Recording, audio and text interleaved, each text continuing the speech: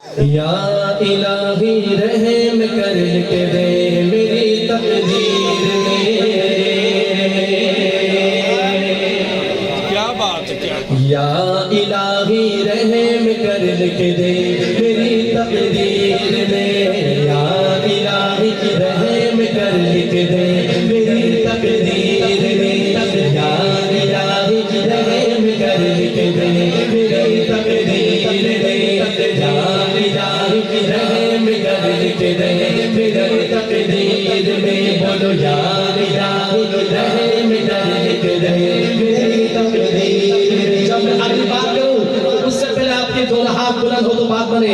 या इलाही रहम कर के दे मेरी तकदीर में। या इलाही रहम कर के दे मेरी तकदीर में। या इलाही रहम कर के दे मेरी तकदीर में। या इलाही रहम कर के दे मेरी तकदीर में।